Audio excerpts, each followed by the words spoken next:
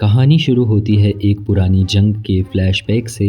Thousands of years पहले मेलिकित, एक dark elf leader, universe को डार्कनेस में डालने के लिए एथर का यूज करता है। एथर एक डेंजरस वेपन है जो किसी के अंदर घुसकर उसे इमॉर्टल बना देता है। लेकिन एसगार्ड के वॉरियर्स ओडिन के फादर बॉर के लीडरशिप में मेलिकित और उसकी आर्मी को हरा देते हैं। मेलिकित अपने कुछ सोल्जर्स के साथ भाग जाता है और अपने स्पेसशिप में छुपकर सो जाता है ताकि सही वक्त का इंतजार कर सके। बॉर एथर को डिस्ट्रॉय नहीं कर पाते, इसलिए उसे छुपा देते हैं। ये बैक स्टोरी हमें एक बड़ी बैटल का सेटअप प्रोवाइड करती है। सीन प्रेजेंट टाइम में शिफ्ट होता है।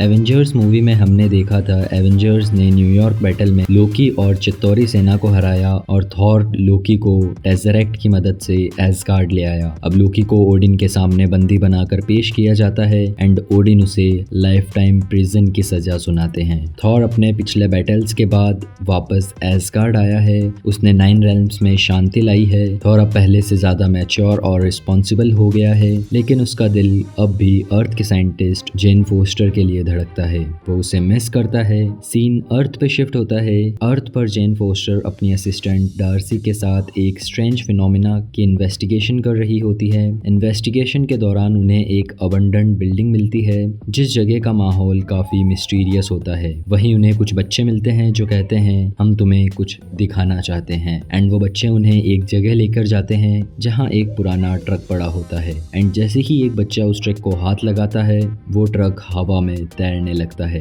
जेन और डार्सी दोनों इस स्ट्रेंज एक्टिविटी को देखकर शॉक हो जाते हैं। इसी अबंडेंट बिल्डिंग के अंदर वो लोग एक और पोर्टल को डिस्कवर करते हैं जो अलग अलग डायमेंशंस को कनेक्ट करता है। वहीं जेन क्यूरियोसिटी के चक्कर में इधर उधर रीडिंग्स ढूंढने लगती है। तभी एक फोर्स उसे एक रूम के अंदर ढकेलने लगती है एंड वो एक्सीडेंटली उस जगह पहुंच जाती है जहां बॉर ने एथर को छुपाया हुआ था। एथर के पास जाने पर एथर उसके अंदर चला जाता है एंड वो वहीं अनकॉन्शियस हो जाती है। इसी मोमेंट पर मेलिकित जाग जाता है क्योंकि उसे पता चल गया था एथर एक्टिवेट हो चुका है। ये सीन सस्पेंसफुल और थ्रिल से भरा होता है जहां अब जेन के अंदर एथर होने की वजह से कहानी और भी ज्यादा इंटरेस्टिंग हो जाती है। एसगार्ड पर थॉर जेन को मिस करता है एंड हमेशा की तरह वो हेमडाल के पास जाके जेन के बारे में पूछता है क्योंकि हेमडाल की नज़र हर जगह तक पहुंचती है। लेकिन इस बार जब थॉर हेमडाल से जेन के बारे में पूछता है तो हेमडाल को भी जेन नहीं दिखाई देती। ये बात थॉर को टेंशन में डाल देती है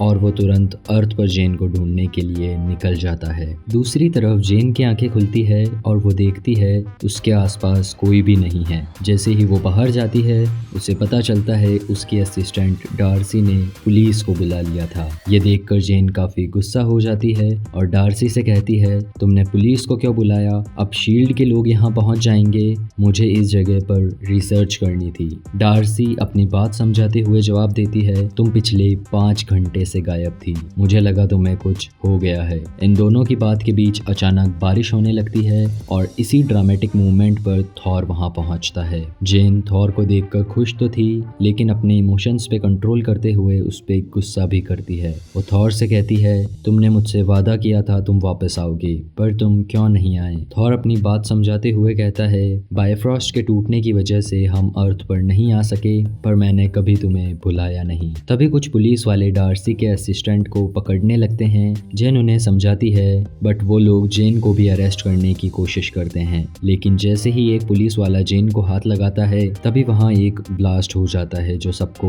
हिला कर रख देता है। थॉर देखता है जेन एथर के इफेक्ट में है जो उसकी बॉडी को डेंजरसली इम्पैक्ट कर रहा है। थॉर उसे तुरंत एसगार्ड ले आता है बट ओडिन इस बात से खुश नहीं थे कि थॉर जेन को लेकर एसगार्ड आया। वो अपने सिपाहियों को जेन को फिर से अर्थ पर छोड़ने का आदेश देता है बट जैसे ही सिपाही उसे छूते हैं वहाँ फिर से एक और ब्लास्ट होता है। ओडिन को समझ आ गया था जेन की बॉडी में एथर है। ओडिन थॉर और जेन को अपने साथ लेके जाता है और उन्हें अंधेरे के दैत्यों डार्क एल्फ के बारे में बताता है जो यूनिवर्स में लाइट के पहले से एग्जिस्ट करते थे और इस दुनिया पर फिर से अंधेरा कायम करना चाहते थे। बट ओडिन के पिता बॉर ने उन दैत्यों को खत्म किया और एथर को डिस्ट्रॉय किया, जिस पर थॉर बोलता है एथर अभी भी एग्जिस्ट करता है, हमें सतर्क रहना होगा क्योंकि हो सकता है अंधेरे के वो दैत्य भी अभी जिंदा हों। मीनवाइल मेलिकित एसगार्ड पर अटैक करने का प्लान बनाता है और अपने एक खास आदमी को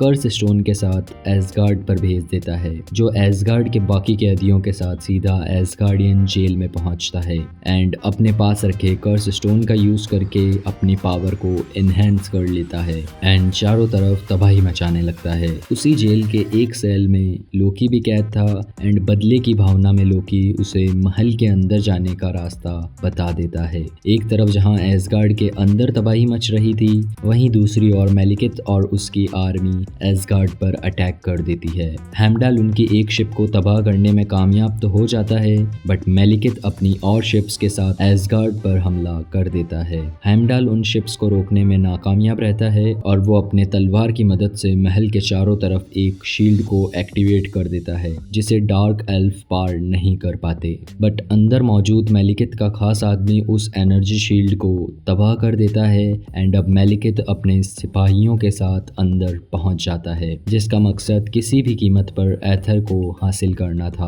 ताकि वो 9 रियासतों को खत्म कर सके। उसे ये पता चल चुका था कि एथर जेन फोस्टर के शरीर में है, लेकिन जेन के साथ थॉर की माँ फ्रेगा भी वहाँ मौजूद होती है। वो जेन को बचाने के लिए हर तरीके से मेलिकेथ को रोकने की कोशिश करती है, लेकिन तभी वहाँ वो बड़ा दैत्य पहुँच जाता है एंड फ्रेगा को पकड़ लेता है। मेलिकेथ उससे पूछता है, मुझे बताओ जेन कहाँ है, लेकिन फ्रेगा उसे ये नहीं बताती। गुस्से में वो फ्रेगा के पेट में तलवार डालकर उसे मार देता है। थॉर भी तुरंत वहाँ पहुँच जाता है और अपने पावरफुल हैमर म्योनिर के साथ मेलिकेथ पर एक भयानक अटैक कर देता है। इस अटैक से मेलिकेथ को चोट पहुँचती है, लेकिन उसका वो खास आदमी उसे लेकर वहाँ से भाग जाता है। सभी लोग फ्रेगा के मरने के बाद उसे आखिरी श्रद्धांजलि देते हैं और ओडिन जेन को बंदी बना लेता है, क्योंकि ओडिन को लगता था अगर जेन मेलिकेथ के हाथ लग गई तो एथर उसके पास आ जाएगा और उसे रोकना इम्पॉसिबल हो जाएगा। लेकिन थॉर का सोचना कुछ अलग था। वो कहता है हमें मेलिकेथ को रोकने के लिए उनके प्लैनेट स्वेटलहैम पर जाना होगा, क्योंकि अगर वो फिर से एसगार्ड आया तो पहले से भी ज्यादा तबाही हो सकती है। लेकिन ओडिन थॉर की बात नहीं सुनते। थॉर अपना प्लान बनाता है मेलिकेथ को हराने के लिए, लेकिन एसगार्ड के बाहर जाने के लिए उसे लोकी की मदद जरूरी होती है। इनिशियली लोकी थॉर की बात नहीं मानता, लेकिन जब थॉर उसे बताता है कि उनकी माँ की मौत का जिम्मेदार मेलिकेथ है, तो वो भी थॉर की बात मान जाता है एंड अब थॉर और लोकी की पार्टनरशिप दिखाई जाती है, जो इस मूवी का एक मेजर हाईलाइट होती है। उनकी नोक-झोंक और ट्रस्ट इश्यूज स्टोरी को और भी ज़्यादा इंगेजिंग बना देते हैं। अब दोनों भाई अपने कुछ साथियों की मदद से एसगार्ड से स्वेटलहैम पहुंच जाते हैं, जहां मेलिकेथ का बेस है, जहां ये दोनों एक फेक सीन क्रिएट करते हैं जिसमें लोकी थॉर को बिट्रे करता हुआ दिखाई देता है, लेकिन ये सिर्फ उनकी एक चाल होती है एंड इसी प्लान के अकॉर्डिंग लोकी थॉर का एक हाथ काट देता है। उसके बाद मेलिकेथ जेन के शरीर से एथर को निकालने लगता है, लेकिन तभी थॉर अपनी प्लानिंग के मुताबिक म्योनिर की मदद से एथर को डिस्ट्रॉय करने की कोशिश करता है, बट थॉर का ये प्लान जो काफी रिस्की था काम नहीं करता। पहले बॉर ने भी उसे खत्म करने की कोशिश की, बट एथर को खत्म करना नियर टू इम्पॉसिबल था। अब मेलिकेथ एथर को अपने शरीर में एब्सॉर्ब कर लेता है और वहां से निकलने लगता है। थॉर उसे रोकने की पूरी कोशिश करता है, लेकिन तभी मेलिकेथ का खास दैत्य उसका समर्थन करते हुए थॉर से लड़ने लगता है। थॉर और उस दैत्य के बीच एक इंटेंस फाइट होती है। इस फाइट के दौरान लोकी पीछे से सरप्राइज अटैक करते हुए उस दैत्य को मार देता है, लेकिन ये जीत महंगी साबित होती है क्योंकि फाइट के दौरान लोकी भी घायल हो जाता है और अपने भाई के हाथों में दम तोड़ देता है। वहीं स्वेटलहैम में जेन को एक ऐसा पोर्टल मिलता है जिससे गुजरकर 9 रियासतों में अलग अलग जगहों पर जाया जा सकता था। इसी पोर्टल की मदद से वो लोग सीधा लंदन पहुंच जाते हैं। लंदन पहुंचने के बाद उनकी मुलाकात डॉक्टर एरिक सेल्विक और डार्सी से होती है। यहाँ एक और इम्पोर्टेंट बात सामने आती है जो कहानी का मेन प्लॉट रिवील करती है। मैलिकत को रियासतों को डिस्ट्रॉय करने के लिए एक स्पेसिफिक अलाइनमेंट का इंतजार था। जब सभी 9 रियासतें एक लाइन में अलाइन होंगी, ये अलाइनमेंट एक